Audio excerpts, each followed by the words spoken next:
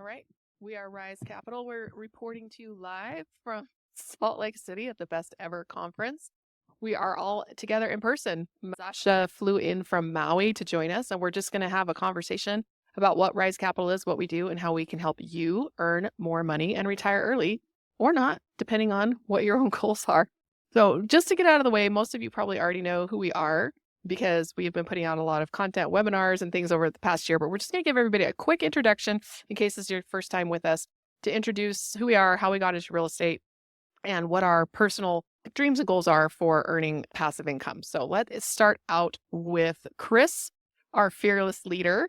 Chris, how about you let us know what brought you to Salt Lake City, because you retired here from Hawaii, and we all think you're a little bit crazy for that. What got you into real estate investing, and what led you up to what you're doing right now? Let's first define retirement life because it's not what it all cracked up to be. So we moved, my wife and I, my lovely wife sitting directly across me, moved here about 3 years ago. We came here to retire. It didn't necessarily work out that way. I had a relatively extensive background as a corporate executive of a relatively large retail chain. And I did that for, God, age myself, but I did that for almost 30 years, about 27 years. And we stumbled across real estate investing. We were dabbling. We owned houses. We had a few rentals back in Hawaii, but we weren't real estate investors. And we moved here to retire and met lovely people like yourself along the way. And one thing led to another. And we knew we wanted to invest, and we knew we wanted to diversify. So we started looking at different equity options and then different debt options. And then we diversified our portfolio in between there. But it was more of I would say more of an accidental journey. Zasha, how about you? You give us a little bit of your story. Gonna go around here. Okay, aloha. My name is Zasha from Maui as well.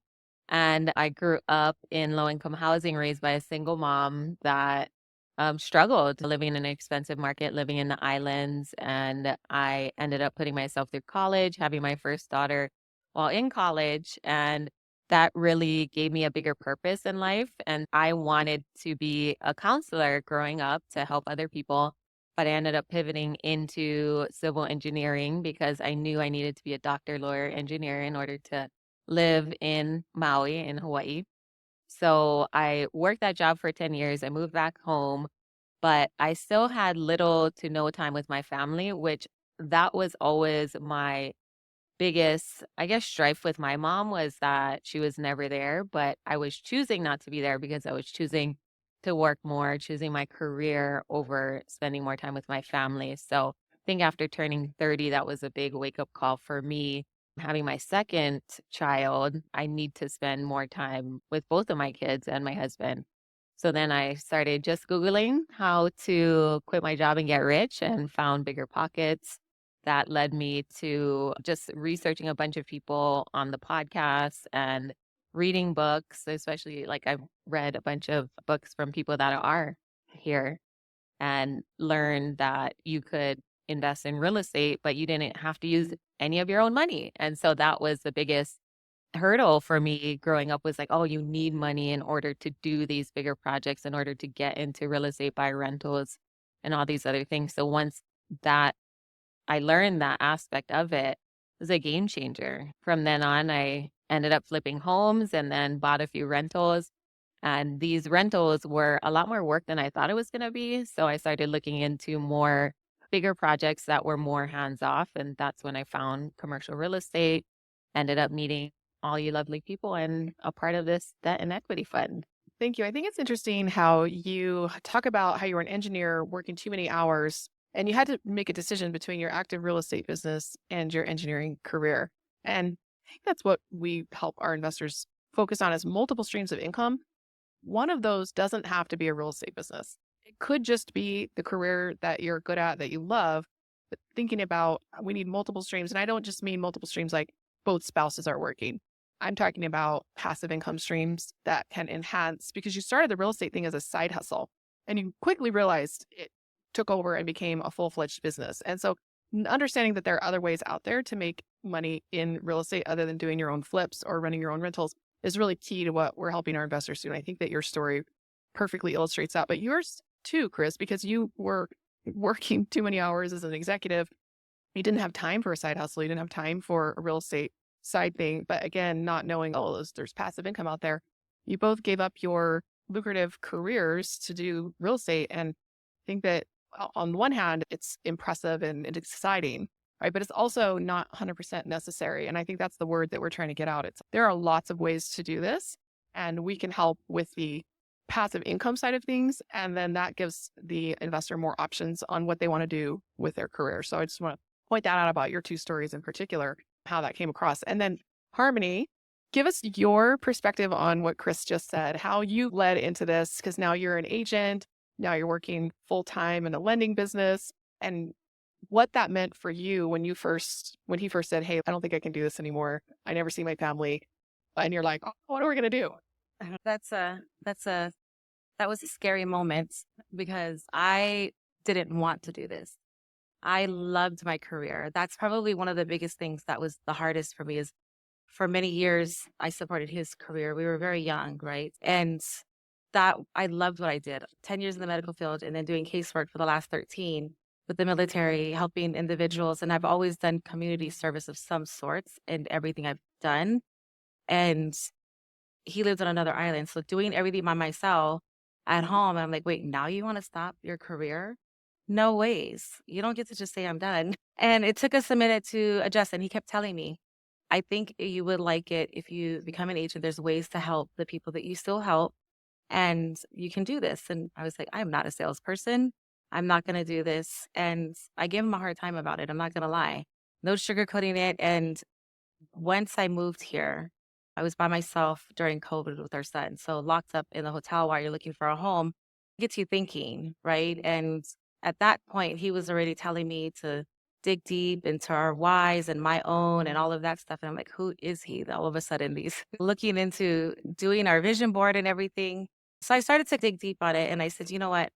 I've always had faith in him and I've had faith in us. We know what it's like to come from nothing. And I wasn't afraid of that because I know we would never go as far back as we started. And I said, okay, let me start looking into this. So while I'm in the hotel room, start taking real estate classes and started to learn a lot of things. Once I went to the RIAs and got to be around other like-minded investors and trying to learn from them, like all along we've been doing something within this space without even realizing it. And all along when your wife said, let's go and do this or do that with real estate or land, and he says, no, let's not do that, I was right. Because that's probably the one I just like to do that. So it's finding ways that I can still do what I love to do, helping others. And we work hard for our money, finding ways to have our money work for us. That's huge to be able to pass that on and share it with other individuals. So now I love what we do. And I think everyone should at least have the opportunity given to them.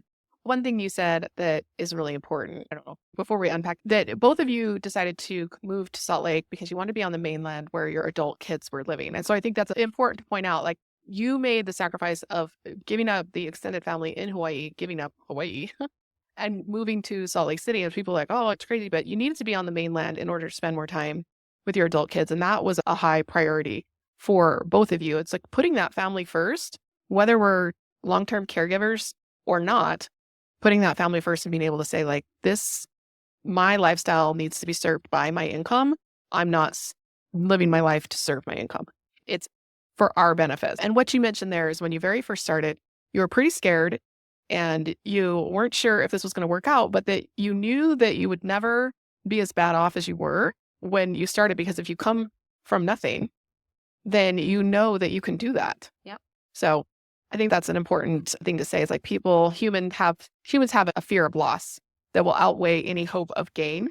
And so being able to say, I can go backwards, I can fail, and I can learn from that and come back from that is really important, because too many people, I think where Troy and I, we weren't raised from nothing. Like, we were raised in pretty decent, stable families.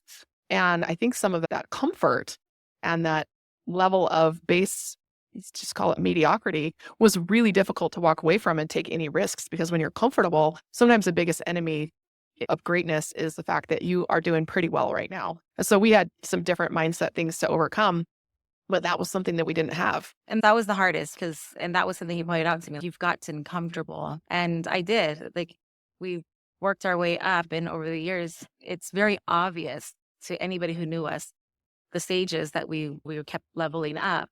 And I got comfortable. So I had my routine and I had everything down. And I'm like, wait a second. But that's our new model, right? Do the Yeah. uncomfortable, because then it's no longer uncomfortable. And there's something freeing knowing that if you did it once, you can do it again. Whereas I think in our case, like, we didn't do it even once.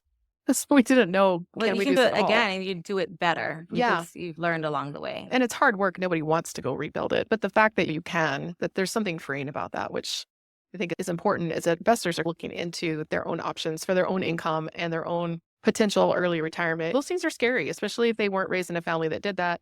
Those kinds of things require a lot of decision making and stepping outside the box and going through that thought process. It's really important to take those moments, to take that time and think, what do I really want? And how do I get there? Even if you've never done it before or you're not around other people who've done it, you can go find new people who have done it and let them guide you. So Troy, I want to ask you, I'm going to let you tell our version of the story, and then I'll let you go first so that I can correct anything after you're done talking. So tell me a little bit about how you got involved in real estate investing, because you were the career guy, the W-2. You worked for a lot of startups, which isn't exactly a safe corporate career, but at the same time, just telling us like where you were able to start getting into real estate and how you were able to start thinking about your life in a little bit different way than just work until you're 65 for a W-2 paycheck. So probably similar to Chris's story, where at some point I just realized that sitting behind a computer is not something I want to do for the rest of my life. My kids are counting on me. I'm missing all of their growing up and creating experiences with them. And that's really what life's about, is creating experiences and just helping one another. And so it wasn't really until the last time, you got to understand a little bit about startups, where you enter a startup, you grow it, it gets bought out by somebody else, then they lay everybody else on in the entire startup that they just purchased, right? During the acquisition. After this happened the fifth time, I realized that wasn't as exciting as it seemed. Closer. Yeah, it wasn't exciting as it seems. It is to keep starting over and over and over again and getting laid off again and having to scramble and try and find another source of income just to keep up your current lifestyle. And the last time that happened, it made me really reflect, like, why am I doing this? What am I doing? This is very difficult to uproot my family over and over again, move again to a new location, new friends, new environment. And which is ironic because now we travel full time. it's by choice. It's by forced, choice. forced It's travel, different. forced travel before, right? So it made me realize that I wasn't really living the life that I wanted to live, and that I wasn't finding joy in my life. I had a lot of anxiety from working these crazy jobs and crazy hours. And I always told myself I didn't want to have a career where I was sitting behind a computer 24/7. And that's exactly what I had found myself into doing. And so after the way I got into real estate was during this last startup, my wife decided that she didn't want to do this again. And so she ended up investing our equity from our home that we sold in Texas and investing in real estate right away, and learning that entire environment. And I vicariously was learning from her through that entire process, and realizing that it was a real opportunity to provide a second income for the family, so that if I did want to continue down the same career path, that I didn't have to worry about where's my next paycheck and how am I going to feed my family. And so it was eye-opening. And when I was faced with that opportunity, I don't really have to go back to work again in order to maintain our lifestyle. It allowed me to broaden my horizon and say, what do I really want to do? And the answer that came to me was help other people so that they're not in the same situation that I found myself in. It's still a question of multiple streams of income, because the partnership that you and I formed was, we're married, but there was a business partnership that went along with that, where you're working the W-2, you're still doing the same thing that you were already doing. But what was going on in the background was I finally started a business that could make some money. I was a graphic designer, I was a photographer. And so it was almost like hobby money, like vacation money, piano lesson money, that kind of stuff. When I got to the point where I found my highest and best use to be able to earn a high income as a real estate entrepreneur, it felt different, because even though your job looked the same, you're working for another startup doing very similar stuff, but you started to get a taste of that freedom that could be coming down the road. And we're not talking about in retiring at 29. We're talking about we wanted to retire by 50, which I felt like it was a pretty reasonable goal, which a lot of high income earners want to be retired around 50, 55. 60 is usually the oldest that I hear. Almost never do I hear somebody say they want to retire at 65 unless there's some sort of special needs or they're full-time caregivers, something like that, where they really are like, I'm just going to work till I'm 65. It's really more common to want to retire somewhere between 50 and 60. And so I felt like setting that goal and working in the background while you were just, again, doing the same thing, but suddenly it felt like it was for a different reason. And that's really what was able to kind of bring this around full circle. When we decided, hey, we're going to figure out how to get you released from having to work full time.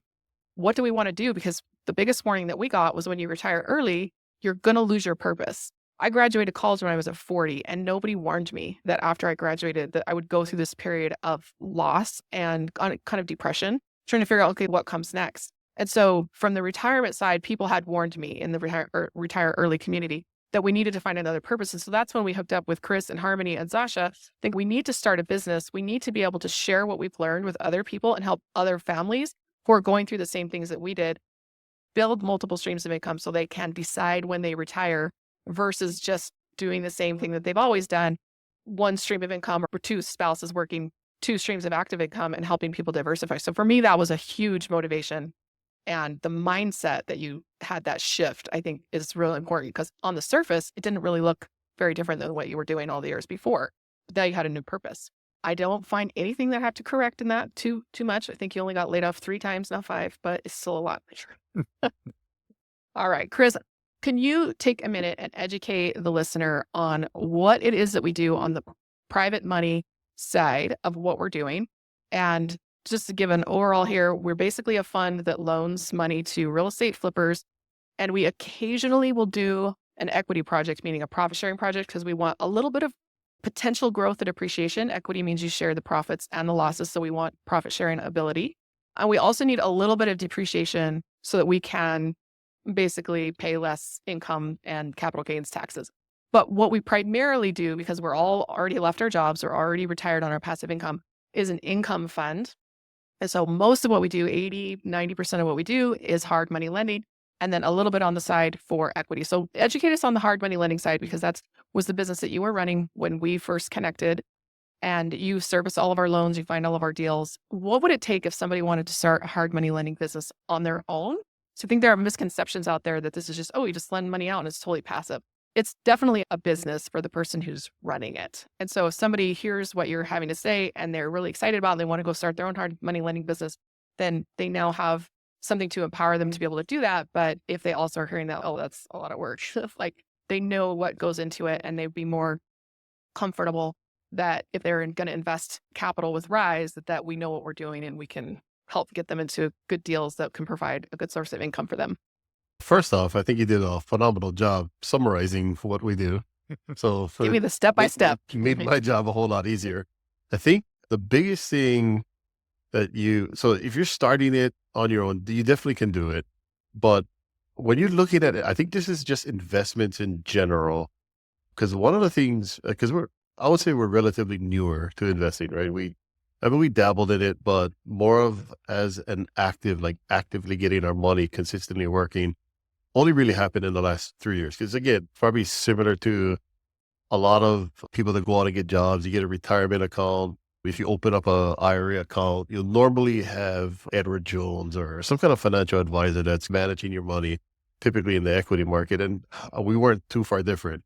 We had our retirement accounts, went through several M&As, and through those M&A acquisitions, normally you have to move your existing retirement account. And normally, again, you don't know much unless you go out and do research and do what Zasha did and Google, how do I get rich? And bigger pockets come up. It normally doesn't happen that way. So when you're looking at it, I think the biggest thing is looking at what is your risk profile? Because if you went to Edward Jones, they'd ask you the exact same thing, try to figure out what your risk profile is. I think a lot of times, especially when people are newer, they're just looking specifically at returns, not necessarily looking at the kind of the risk profile that they're taking on in comparison to those returns.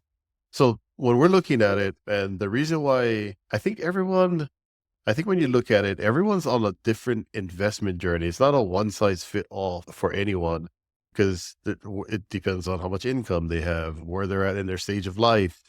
because typically when they're at their stage of life is going to dictate the type of risk that they want to take on. And people's personality will dictate that as well.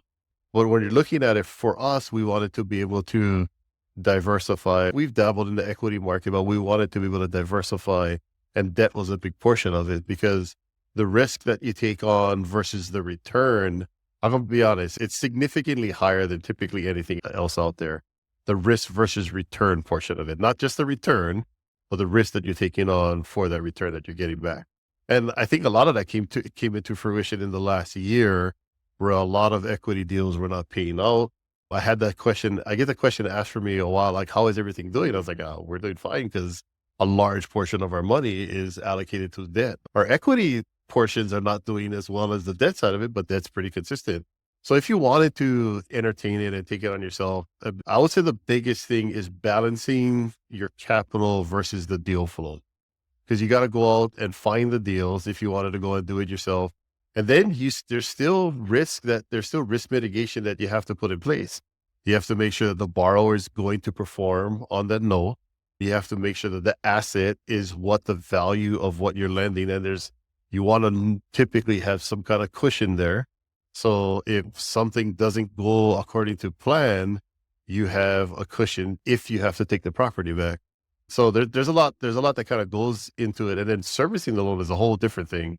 It depends on how you get it. You have your loan structured. So we typically have our loan structured where we have a percentage of the purchase price, and then we'll fund the renovation or construction of the project. But it typically sits in an escrow account, and they're going to have to submit receipts. You might have to go down to the property, validate that the work is done. Say they bought cabinets was $20,000. You have to verify that they actually got the cabinets. So there's a lot of work that actually goes into servicing the loan. And then after that, you have to make sure that you're connected with the right title company, the right attorneys to make sure that all your contracts are documented correctly. We secure all our properties on what's called a deed of trust or a trust deed. So you have to understand the nuances there so that you're executing the loans correctly and you're compliant. There's certain states as well that you have to be licensed. Utah is one of them. You have to have your NMLS license to originate a loan. So there might be licensing requirements that are involved there. And it depends. States are different. There's some states that do mortgages, some states that do trust deeds. So you would have to educate yourself on the nuances of the states that you're lending in. And then, So you're saying there's a lot of work involved in it behind the there's a lot scenes. of work So involved. when I just give you my money, it just doesn't just sit in there and just earn interest.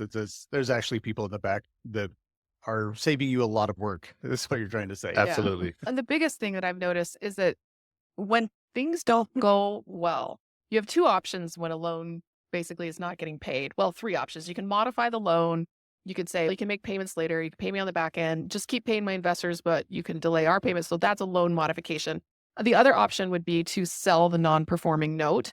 And that's when debt funds have to pay a little bit less because they have to absorb some of that loss when they sell those non-performing notes. And that's not something that we've chosen to do.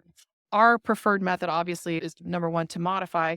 Last choice would be to take the property over. And so the ability to take the property over requires that you are able to step in to become a real estate flipper. So if you don't have any construction experience, you don't have your subs worked out, you don't know anything about the market, you don't have a good realtor who can run comps and figure out how to sell it. So we underwrite every property as if we were going to have to take it over. And so all of that construction experience that we've done on the multifamily flips, on all of the other things that we've done, really come into play. And so for somebody who's looking at starting a hard money lending business, I hear this a lot from people who come into some money from a bonus or they sold a house, something like that. They have a big chunk of cash. They want to go out and be a private lender. It is a business. And I would never discourage anybody from running a business that they feel very passionate about, because I think that brings a lot of fulfillment and freedom. But at the same time, what people need to understand before you go into a business is it hands-off business? Is it very hands-on? Is it going to be hands-on in the beginning and then maybe get easier later down? It's always very hands-on. It's always harder than you think it's going to be. And if it's not something that you're very passionate about, then it can spell big trouble for the investors. So if you're going to go into that, we're happy to network and help out in ways that just being part of your network. We work with a lot of other hard money lenders to get loans funded. But if that's not something that, upon hearing what's involved, sounds very exciting, then it might be a better idea to start a business that you feel more passionate about and invest passively lending with other people. Zasha, can you tell us a little bit more about private money lending, working with investors, what that takes, what your background is in that, and basically how you got involved in Rise. So because I was doing fix and flips, to this date, I've probably done about 36, and I have a couple more that we're closing out. And from my experience, using other people's money has been huge in my ability to scale. But the fix and flip space is very active.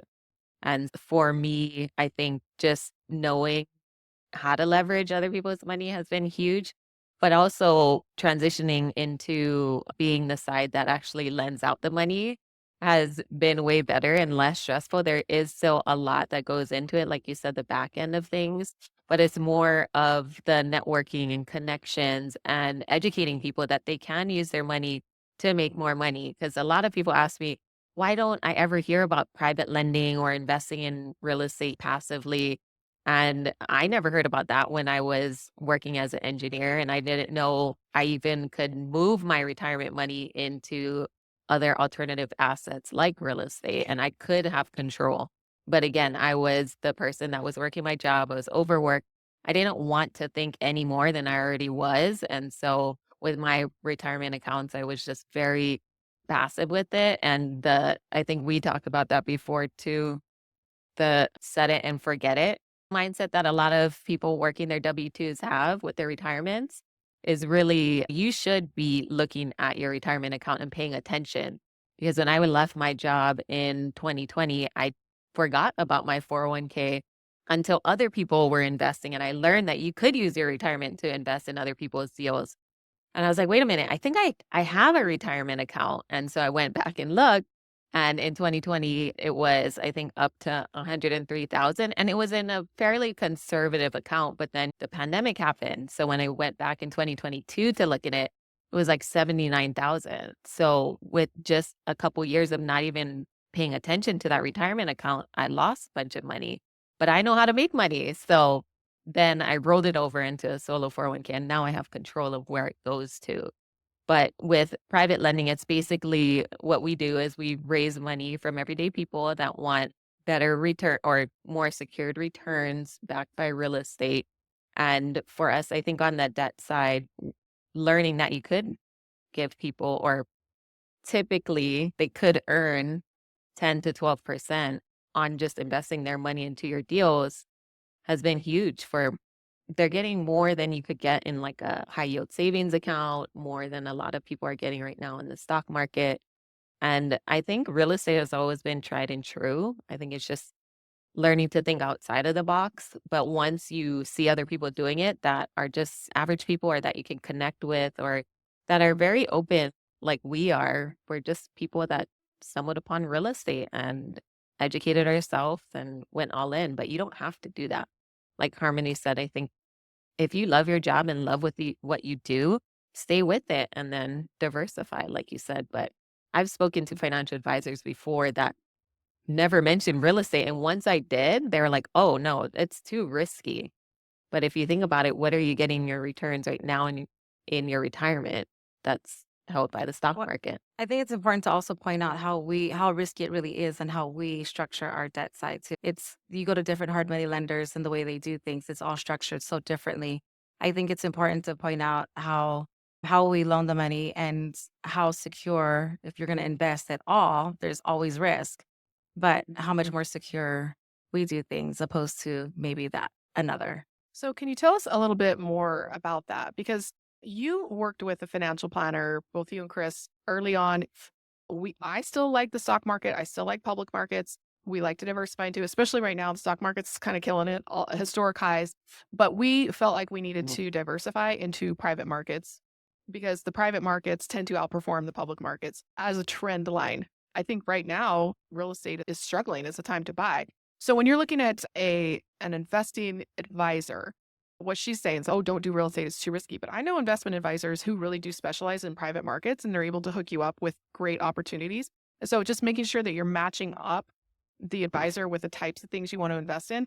Tell us a little bit more about your experience with that, what you learned about private versus public markets, and then how you were able to diversify that first as an active business, but now even a little bit more passively, because all of our money is invested in our fund passively, and we make the same returns as our investors do. So, would love to hear more of your experience on that, working with advisors versus doing it yourself, and that balance between public-private advisor and doing it yourself. I don't do it myself. I have my husband that we do it together.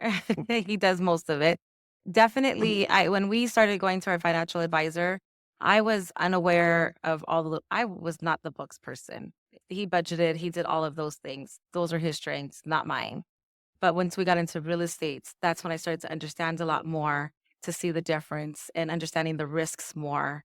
He can definitely dive into on more on that side of things for it. But as far as how feeling secure with having our position, first lien position with the properties, and like you said earlier, doing our due diligence on where those properties are, how is the market moving, what is it looking like in the trending in those areas. We want to make sure we're staying on top of those things. So I'm more comfortable in that today than I probably, if I would have looked at my life and said 5, 10 years ago, this is what I'd be doing, I'd be laughing at myself. Like, I'm not, it wasn't my thing. And it's a lot more fun. I got out of that uncomfortable phase. So it's a lot more fun. Understanding that no matter what investing you're doing, there is risk. Understanding what your comfort level is, where you are in your journey, is definitely another part of that. So that's, for me, the comfort level of being with a property that I'm in first lien position on, that I'm comfortable with where it's at, how it's doing, and who we're working with. That's huge. Working with a financial advisor, we got to remember they're working, that's their W-2, that's their commission. So whenever you're trying to move your money, they're looking out for their best interest before your own, even though, yes, it's their job. They're going to say those things. And some, honestly, probably do some great jobs with it. But at the end of the day, who's going to look out better for your money than you? I think most of it is lack of education. So I think more of what Zasha said, educate yourself, because I'll be hard pressed. I'd have a fun time arguing and articulating the difference between your bantering, your risk mitigation. And so you have, like, when you're calculating, there's literal calculations that you can do to figure out what the risk to return profile is on any type of investment.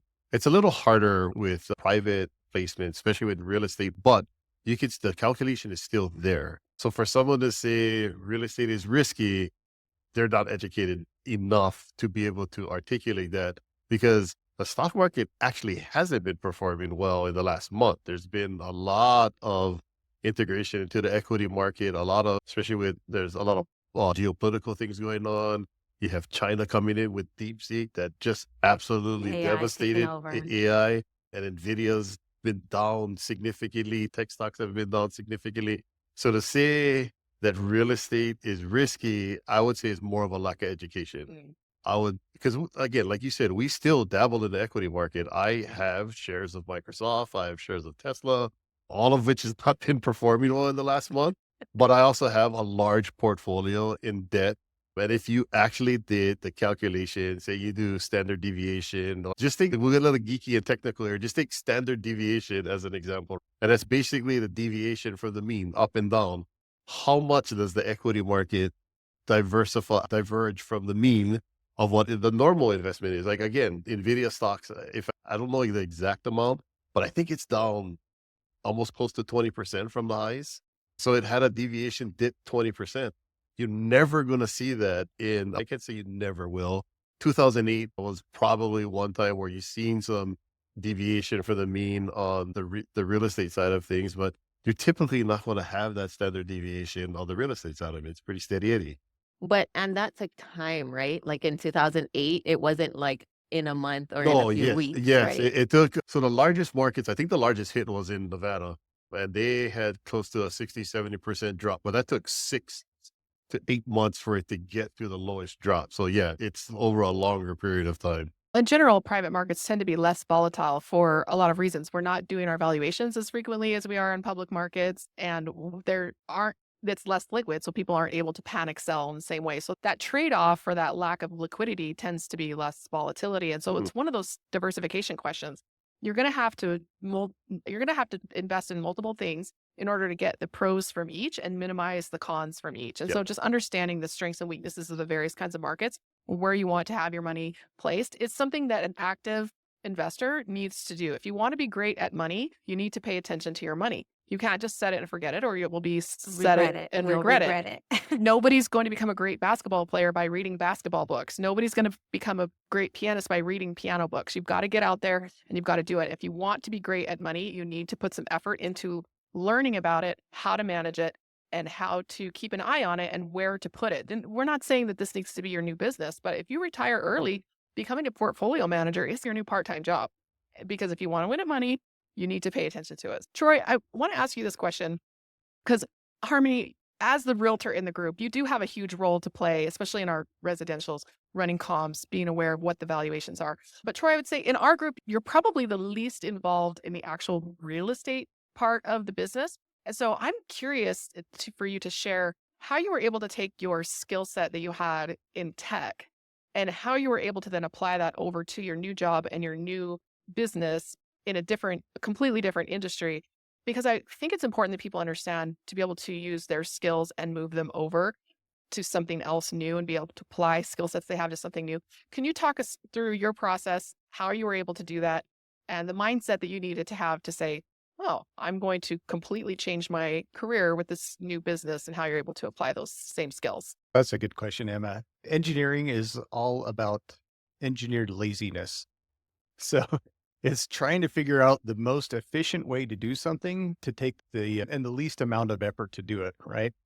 And being in IT and automations really helped me look for ways to just improve the systems that we have in our company, and also to simplify things, because the simpler the systems are and the easier they are to understand, the less issues you're going to have and the less chance that you're putting your investors' money at risk, right?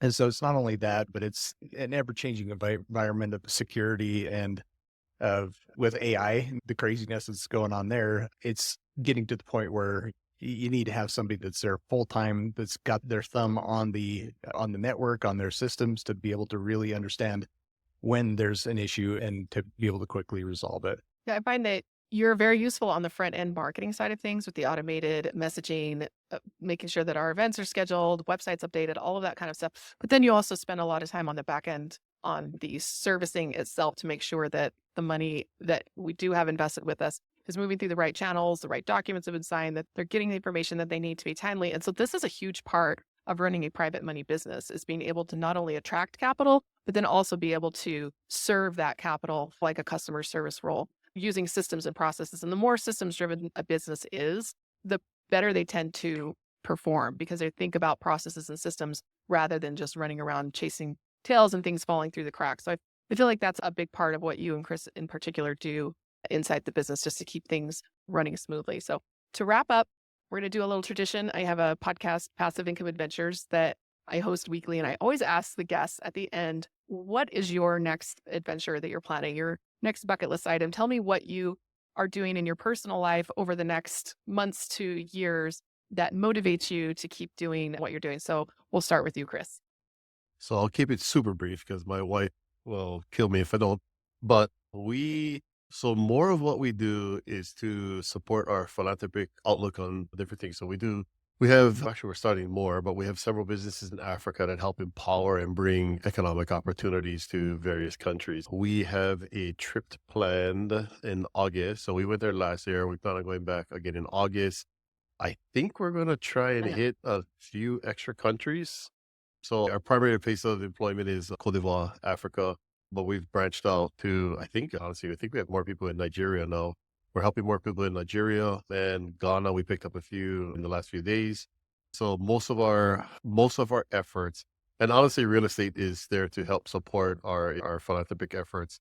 You get to a point in life and money's good. I had the phase where I had flashy cars, and you just get a different perspective on life, and it doesn't have to hold the same value as it was maybe when you were younger and you're chasing different dreams and your dreams change. So that's more of us. So we're excited. My mother is also from Ireland, and almost 20 years ago, somewhere around there, we gave her a birthday present. We wrapped up a gift, and in the gift, we gave her tickets, 2 round trip tickets to Ireland. And funny enough, she didn't want to take my father.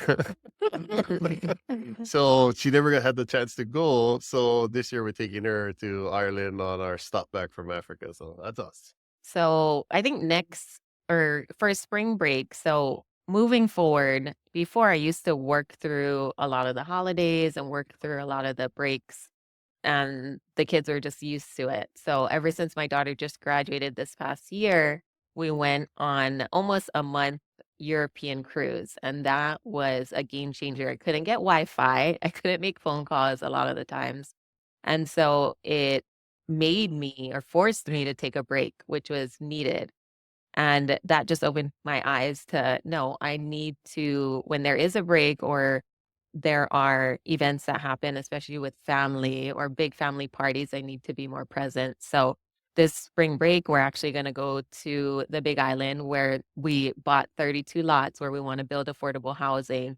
And like Chris said, it's just always been a passion of mine growing up in Maui and struggling and knowing that a lot of locals are moving away. How can I then make a bigger impact and add to the solution of that? And so I've just been speaking to a lot of people about different projects that we could potentially do, working with nonprofits there as well to figure out, okay, what is the best solution moving forward? Because a lot of people have different ideas of affordable housing and ways to do it. And most recently with the Maui fires, people were like, no, we're just going to send a bunch of tiny homes there in the middle of nowhere where there's no water. And that wasn't the solution. It was actually a big waste of money. But just knowing that spending more time with my kids and then also adding to affordable housing with the fund being the backbone of how I'm able to still do that, because then I have more steady income coming in, has been huge. But just traveling more during the breaks, inner island. And then my son also wants to go on a cruise to Japan or go to the Disneyland in Japan for some reason. He's really into Japanese caricatures and that kind of thing. So hopefully this summer we get to go there as well. It's interesting how we understand that family is at the core of what we do. So even when we're building affordable homes for other families, it's because we want them to have a safe, beautiful, clean place to live so that they can create more family memories. And it all boils down to that. So for us, it's the same thing. I feel like I want to help other families spend more time together. I feel like we got ahead of the time freedom big time with homeschooling. And we've really been able to capitalize on that now that you are no longer tied to a particular location for work, doing full-time traveling. We're heading up to Alaska for 6 months and basically having this big Alaska adventure with our 2 youngest kids and just really spending that time with family and making that a huge priority then helps us to show other families like, hey, life could be different. Life could be more about time together than about working. I love working. I think it's important. I will always work. But at the same time, I love not having to work. And I love being able to show our family that life can be different than the prepackaged variety. Harmony and Troy, do you have anything you'd like to add to that before we wrap? Yes, we are doing a couple other trips that he missed in there. So you got to continue to work on yourselves and your relationships. So we are actually in 2 weeks leaving on a weekend trip. We just had our anniversary like you guys. So we'll be doing that. And then it's more time with our family and friends. So quality time. We have another trip in the summer and just more of that. And definitely a lot more of elevates for us. Yeah, I think the main purpose that I wanted to go up to Alaska was not only for my family. Fishing. That's important. Yes, Fishing. there's fishing. But yeah, it's finding people that aren't hearing our message. Trying to reach out to those that are struggling and that maybe have spent their entire life saving up to go on a cruise up to Alaska, and being able to be in front of those people and letting them know that there's other options, that they can do more of these cruises. They don't have to spend their entire life trying to save up for it. And getting that message not only out to them, but out to their children and out to their families, so that the goal for our company is it's about philanthropy. It's about family. It's about bringing everybody else up, right? Is we're not going to make this by ourselves, no matter how much effort we put into this, is unless we can get our message to everybody else and trying to help bring the entire world up, because we believe that everybody, once they no longer have to worry about their financial circumstances or their basic human needs, that they truly want to help other people out there. And that this is the way to do it. Yeah, it's a beautiful message. It's hard to get that message out because that is definitely a job. But when you feel passionate about the message that you're sharing, it makes it easier to get it done. All right, everybody say goodbye and with a Hawaiian greeting. Lama pono. Just aloha and see you later. Y'all come back now, you hear? Thanks everybody for joining us. We'll see you next time. Thank you.